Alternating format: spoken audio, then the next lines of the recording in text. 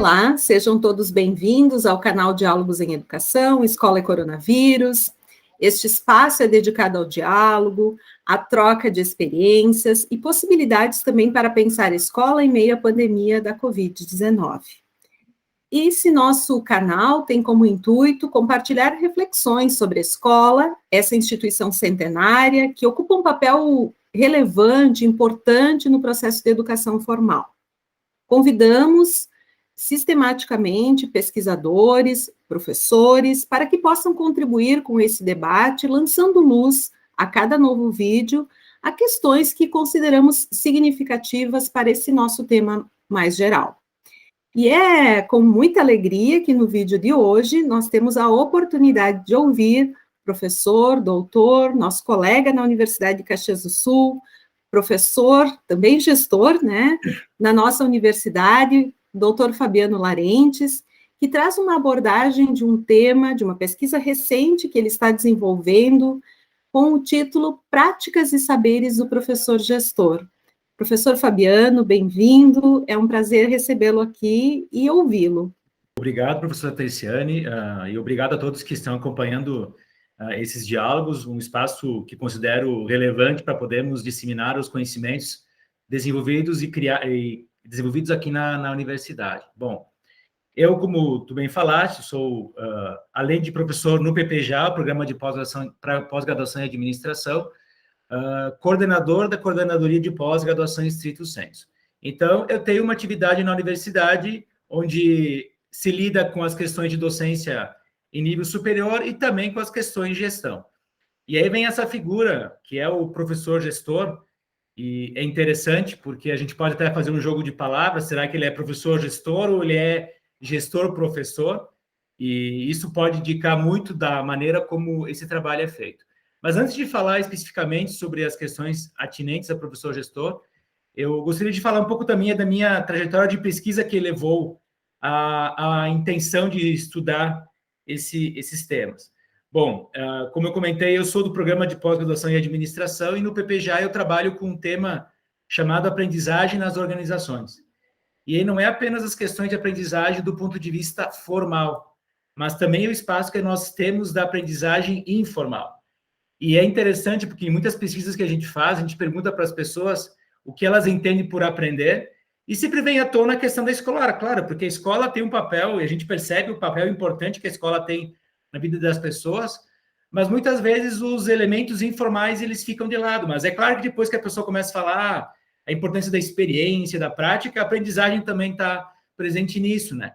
Porque a aprendizagem, a gente leva em conta os processos, tanto os formais quanto informais, aí tem a experiência, tem a trajetória dos indivíduos, tem a relação deles em grupo, né, quando estão envolvidos em uma organização, e sem contar que também tem um contexto por trás disso tudo. Então, inclusive, o meu estudo de aprendizagem é considerando que ela não é apenas um fenômeno cognitivo, mas também um fenômeno social, um fenômeno cultural, que depende das interações.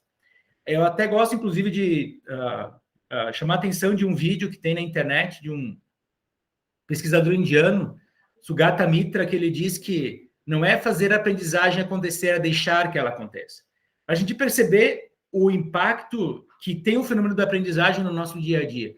A gente sabe que tem pessoas que têm resistência a aprender algumas coisas ou dificuldades de outras, mas a aprendizagem ela acontece na nossa rotina, é importante trazer nesse aspecto. E o meu estudo, que estou desenvolvendo agora, então é o meu pós-doutorado, ele tem a ver com os saberes do professor gestor, e aí na perspectiva do que a gente chama da noção do knowing practice, que seria os saberes na prática, por isso que o termo saberes aparece no título dessa conversa. E aí é importante destacar que a prática não é somente algo que se pratica, mas que é realizado num contexto específico, e isso inclui as questões estruturais de poder. É importante destacar isso, porque não é algo que a gente somente faz, mas a gente faz também com significado, com uma estrutura por trás da gente, que às vezes a gente nem se dá conta, né? E se nós levarmos em conta, a professora Terciane, as questões tecnológicas, a forma como toda essa estrutura também nos condiciona a determinados comportamentos, que a gente não se dá conta, né? E aí um aspecto importante que eu trago, e eu trabalho muito, eu bebo da fonte de alguns autores italianos, Silvia Gherardi, por exemplo, trabalha nessa linha, ela diz o seguinte, até mesmo uma questão das palavras, né? Veja que eu não usei knowledge, eu usei knowing, eu usei o ing no final. Então, é do substantivo knowledge para o verbo knowing. Porque eu trato o conhecimento como um processo e uma atividade prática, ou seja, algo que as pessoas realizam juntas. Isso também é importante destacar, porque, mais uma vez, defronta todo o elemento contextual e a interação e o humano e o social que está por trás das nossas atividades, e aí entra a questão do professor gestor. E aí tem umas questões, né? Porque o professor gestor é aquele que atua, e aí vou pegar a definição, que em inglês eles usam muito o termo academic manager. É aquele que atua em papéis de gestão no ensino superior, seja temporariamente ou permanentemente, mas ele não abandona a identidade docente. Isso aí é importante destacar, porque o professor gestor também tem que lidar, muitas vezes, com alguns conflitos associados a isso.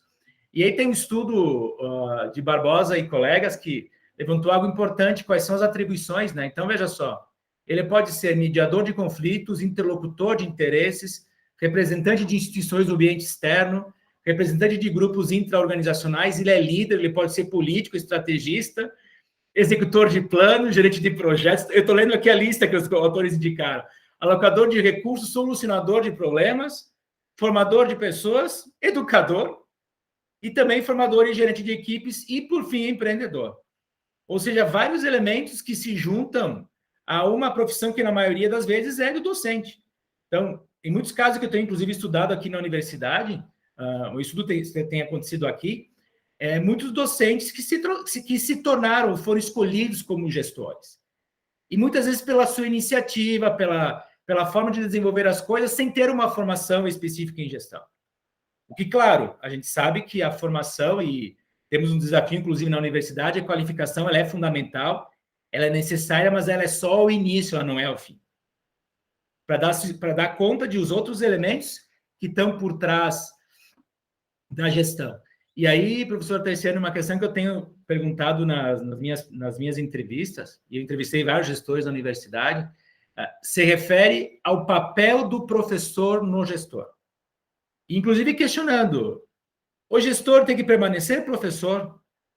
Claro que a gente sabe que em situações de escola os diretores trabalham integralmente nessa atividade, né? Claro que são situações diferentes. Mas aqui na universidade se costuma muito, na questão, principalmente nas questões acadêmicas, o professor permanecer na docência lidando com as questões de gestão. Né? A gente sabe muito bem o que eu estou querendo dizer sobre isso, né? E aí eu questionei para eles, e é uma questão muito interessante que veio. A docência mantém a humanidade no gestor. E faz com que a gente mantenha os pés no chão também, porque permanece o contato com o aluno. Tudo bem que o gestor, nós somos como docentes, gestores de situações de aprendizagem. A gente tem que lidar com isso, e planos e tudo mais.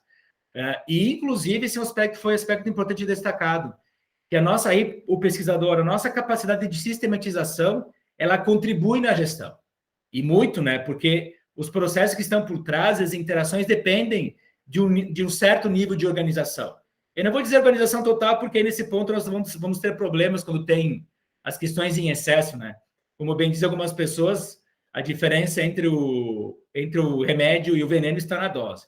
Então, cuidar nesses aspectos. Mas aí, essa questão do gestor, o professor traz a humanização, importante para a gestão e é necessária, ainda mais nos dias que nós vivemos hoje em dia. E, por outro lado, o gestor ajuda o professor a entender mais a universidade, o seu contexto. Principalmente quando pessoas que estão só na docência não entendem que fazer gestão na universidade é complexo, é lidar com muitos atores, é lidar com recursos, e no nosso caso, muito escassos, né?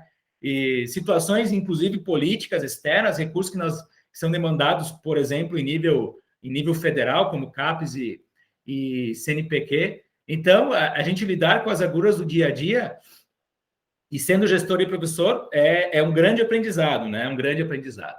E até um aspecto que apareceu tem a ver com... Vamos pensar no seguinte, na lógica do professor gestor, um dono de um mercado de bairro que ele atende no balcão.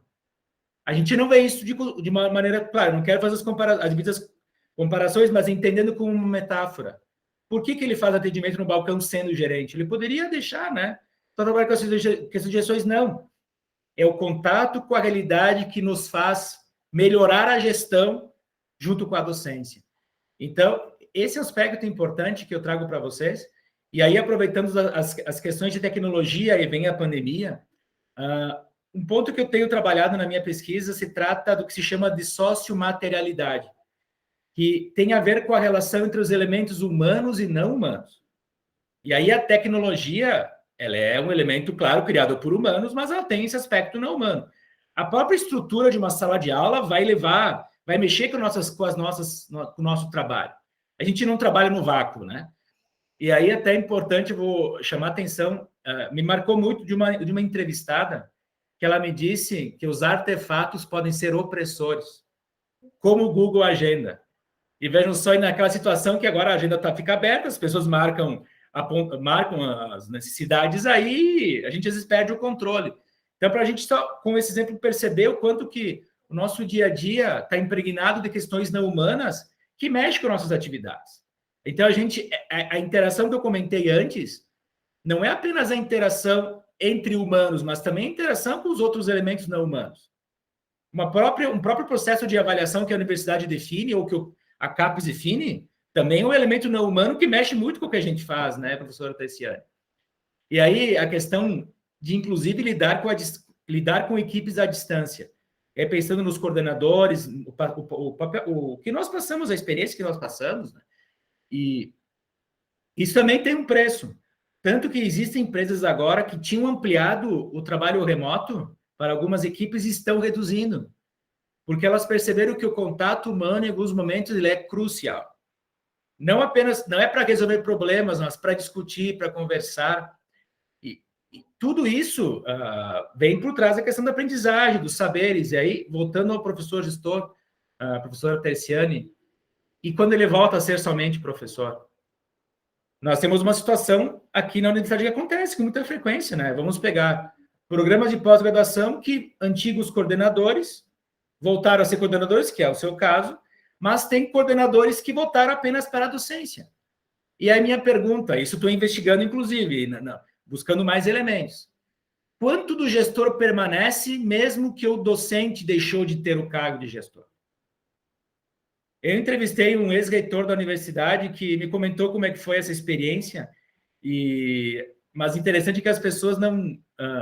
perguntavam, o senhor voltou a dar aula? Ele, numa naturalidade, sim, eu voltei, é o que eu queria fazer.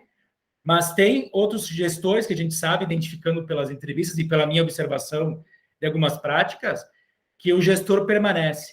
Isso também geram dores, geram conflitos, inclusive, do ponto de vista do que as pessoas estão fazendo, né? Então, o professor gestor, encerrando aqui a minha participação, ele em sua dupla atividade, ele vai ter que ter muitas vezes que lidar com a temporariedade do exercício do cargo da gerência.